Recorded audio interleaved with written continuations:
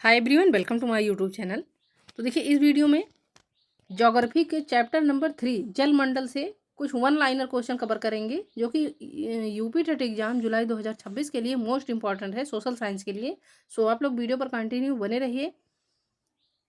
तो आइए इसमें हम पहला वाला क्वेश्चन करते हैं। तो देखिए, पहला वाला क्वेश्चन है कि जल मंडल किसे कहते हैं। तो देखिए, जल मंडल कहते हैं पृथ्वी पर मौजूद सभी जल को जल मंडल कहते हैं। नेक्स्ट पॉइंट देखिएगा कि पृथ्वी की सतह का कितने प्रतिशत भाग जल है। तो पृथ्वी की सतह का 71% भाग जो है तो ये जल है। अगला पॉइंट है कि पृथ्वी पर मीठे पानी की मात्रा कितनी है। तो पृथ्वी पर मीठे पानी की मात्रा लगभग 2.7% है। अगला पॉइंट है कि पृथ्वी पर सबसे अधिक जल कहाँ है। तो पृथ्वी पर सबसे अधिक जल महासागरों में है। अगला पॉइंट देखिए कि सबसे बड़ा महासागर कौन सा है। तो सबसे बड़ा महासागर है प्रशांत महासागर। नेक्स्ट नंबर पॉइंट देखिए कि सबसे छोटा महासागर कौन सा है। तो सबसे छोटा महासागर है आर्कटिक महासागर। अगला पॉइंट देखिएगा कि समुद्री जल में नमक की मात्रा कितनी होती है। तो समुद्री जल में नमक की मात्रा 3.5% होती है, यानी जो है 1 लीटर में 35 ग्राम लगभग जो है नमक पाया जाता है। अगला वाला पॉइंट देखिएगा कि समुद्री जल का प्रमुख लवण कौन सा है। तो समुद्री जल का प्रमुख लवण है सोडियम क्लोराइड NaCl। अगला वाला पॉइंट देखिए, ज्वार भाटा किसके कारण होता है। तो चंद्रमा और सूर्य के गुरुत्वाकर्षण के कारण होता है। नेक्स्ट पॉइंट है कि उच्च ज्वार कब आता है। तो देखिए, उच्च ज्वार आता है चंद्रमा की सीध पर होने के कारण। अगला पॉइंट है कि निम्न ज्वार कब आता है। तो चंद्रमा से दूर होने पर। अब अगला पॉइंट है कि हिमनद किसे कहते हैं। तो बर्फ की विशाल नदियों को हिमनद कहते हैं। नेक्स्ट पॉइंट है कि मीठा पानी सबसे अधिक कहाँ मिलता है। तो देखिए, मीठा पानी सबसे अधिक मिलता है हिमनदों में। नेक्स्ट पॉइंट है कि विश्व का सबसे बड़ा मीठे पानी का झील कौन सा है। तो विश्व का सबसे बड़ा मीठे पानी का झील है बैकाल झील। अब अगला वाला पॉइंट देखिएगा कि भारत की सबसे बड़ी मीठे पानी की झील कौन सी है। तो वूलर झील है। विश्व का सबसे बड़ा बैकाल झील है, और भारत का अगर पूछा जाता है तो भारत का सबसे बड़ा मीठे पानी की झील है वूलर झील। अगला वाला पॉइंट है कि विश्व का सबसे खारा समुद्र कौन सा है। तो मृत सागर है। नेक्स्ट पॉइंट है कि विश्व की सबसे लंबी नदी कौन सी है। तो विश्व की सबसे लंबी नदी है नील नदी। अगला पॉइंट देखिएगा कि विश्व की सबसे बड़ी नदी जल प्रवाह से कौन सी है। तो अमेजन है। नेक्स्ट पॉइंट है कि भारत की सबसे लंबी नदी कौन सी है। तो भारत की सबसे लंबी नदी है गंगा नदी। नेक्स्ट पॉइंट है कि नदी का मुहाना क्या कहलाता है। तो देखिए, नदी का मुहाना कहलाता है डेल्टा। अब अगला पॉइंट देखिएगा कि डेल्टा किससे बनता है। तो डेल्टा अवसाद जमाव से बनता है। अगला पॉइंट है कि भारत का सबसे बड़ा डेल्टा कौन सा है। तो भारत का सबसे बड़ा डेल्टा है सुंदरबन डेल्टा। अगला पॉइंट देखिएगा कि झरना क्या है।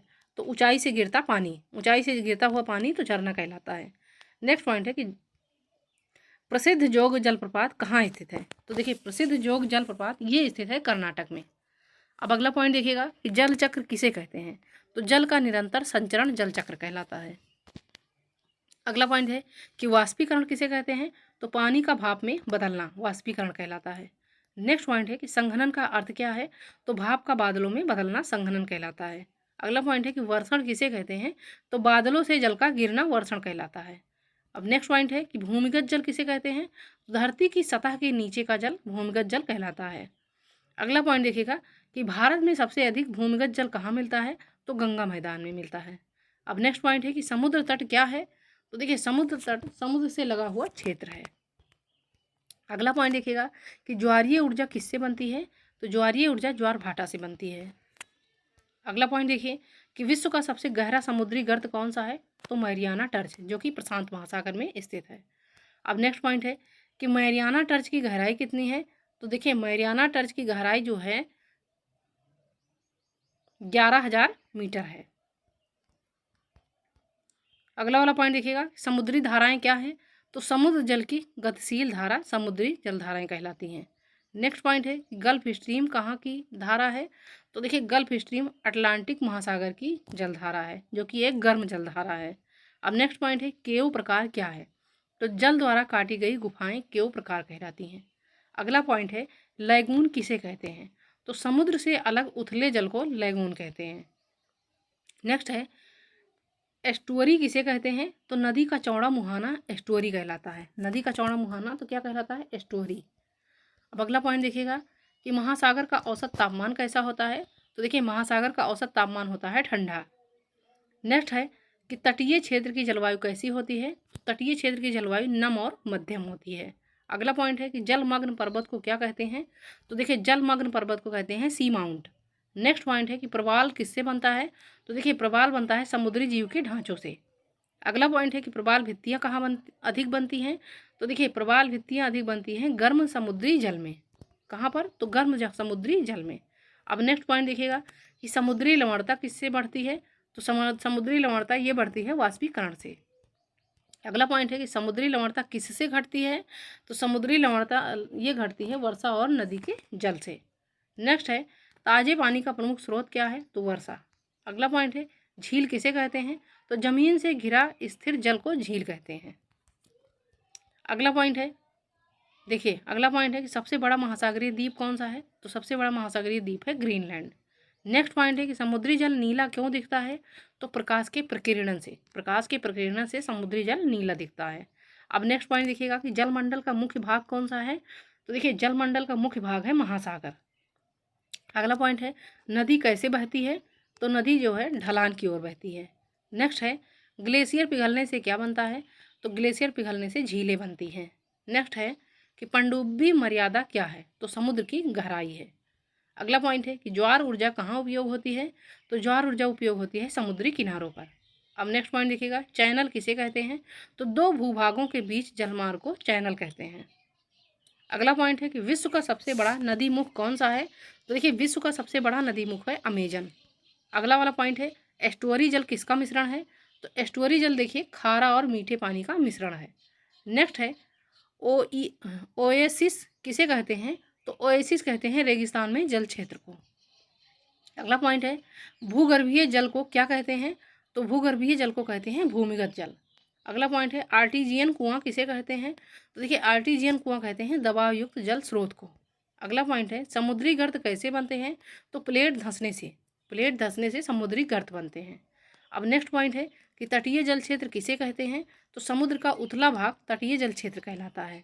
अगला पॉइंट है कि तटीय कटाव किससे होता है? तो देखिए तटीय कटाव होता है लहरों से। अगला पॉइंट देखिएगा कि समुद्र का जल खारा क्यों है? तो घुले हुए खनिजों से। अब झीलों का निर्माण कैसे होता है? तो प्राकृतिक या कृत्रिम तरीके से होता है। झीलों का निर्माण जो है तो प्राकृतिक व कृत्रिम तरीके से होता है। नेक्स्ट पॉइंट है प्रसिद्ध चिल्का झील कहाँ स्थित है? तो देखिए प्रसिद्ध चिल्का झील ये स्थित है उड़ीसा में। अगला पॉइंट देखिएगा कि भारत की सबसे बड़ी खारे पानी की झील कौन सी है? तो भारत की सबसे बड़ी खारे पानी की झील है चिल्का झील। अगला वाला पॉइंट है कि भारत का सबसे बड़ा बांध कौन सा है? तो भारत का सबसे बड़ा बांध है हीराकुंड बांध। नेक्स्ट है कि नहर किसे कहते हैं? तो मानव निर्मित जलमार्ग को नहर कहते हैं। नेक्स्ट है कि वर्षा जल संचयन किसे कहते हैं? तो वर्षा जल संग्रह को वर्षा जल संचयन कहते हैं। अगला पॉइंट है जल संकट किसे कहते हैं? तो जल की कमी को जल संकट कहते हैं। नेक्स्ट है कि समुद्री तटरेखा कितनी लंबी होती है? तो बहुत किलोमीटर लंबी होती है।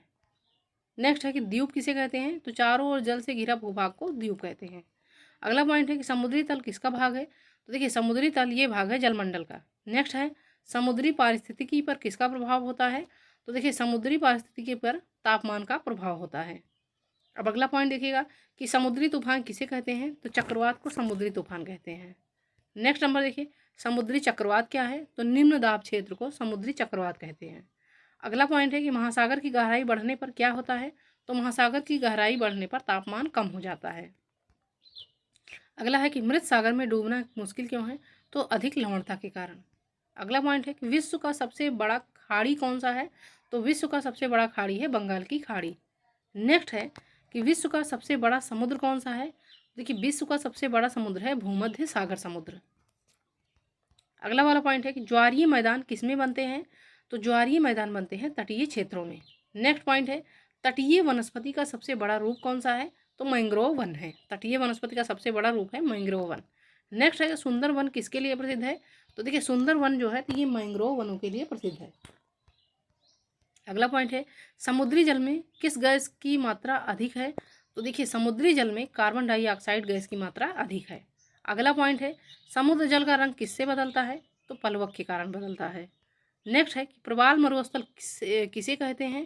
तो देखिए प्रवाल मरुस्थल मृत प्रवाल क्षेत्र को कहते हैं। अगला वाला पॉइंट देखिए कि लवणता का मापन किस में होता है? तो प्रति 1000 पीपीटी में होता है। अगला है कि समुद्री धाराएं मौसम को कैसे प्रभावित करती हैं। तो देखिए समुद्री धाराएं मौसम को प्रभावित करती हैं तापमान बदलकर। अगला पॉइंट देखिएगा कि समुद्री मार्ग किसके लिए उपयोग है होते हैं। देखिए समुद्री मार्ग ये उपयोग होते हैं परिवहन के लिए। अगला वाला पॉइंट है अंतर्देशीय जल किससे कहते हैं। तो भूमि के अंदर जल को अंतर्देशीय जल कहते हैं। अगला पॉइंट है मोती किससे बनते हैं। तो देखिए मोती सीप से बनते हैं। नेक्स्ट है आइसबर्ग किसे कहते हैं। तो तैरते हिमखंड को आइसबर्ग कहते हैं। अगला पॉइंट है मोती किससे बनते हैं। तो मोती सीप से बनते हैं। नेक्स्ट है आइसबर्ग किसे कहते हैं। तो तैरते हिमखंड को आइसबर्ग कहते हैं। अगला है हिमखंड कहाँ अधिक मिलते हैं। तो देखिए हिमखंड जो है ये ध्रुवीय क्षेत्रों में अधिक मिलते हैं। नेक्स्ट नंबर देखिए कि समुद्र से कौन सा खनिज अधिक मिलता है। तो समुद्र से जो है नमक सबसे अधिक मात्रा में मिलता है। अगला पॉइंट है समुद्री खेती क्या है। तो समुद्री जीव का पालन समुद्री खेती कहलाता है। अगला पॉइंट है जलमंडल में कौन सा भाग सबसे कम है। तो जलमंडल में सबसे कम जो है तो मीठा पानी जो है सबसे कम है। अगला पॉइंट है कि पानी जीवन के लिए क्यों आवश्यक है। तो जैविक प्रक्रियाओं के लिए जीवन पानी आवश्यक है, यानी जीने के लिए जो है तो पानी आवश्यक है जीने के लिए और जैविक प्रक्रियाओं के लिए पानी आवश्यक है। और सबसे लास्ट पॉइंट देखिएगा कि जलमंडल पृथ्वी पर किसका आधार है। तो जीवन और जलवायु का आधार है।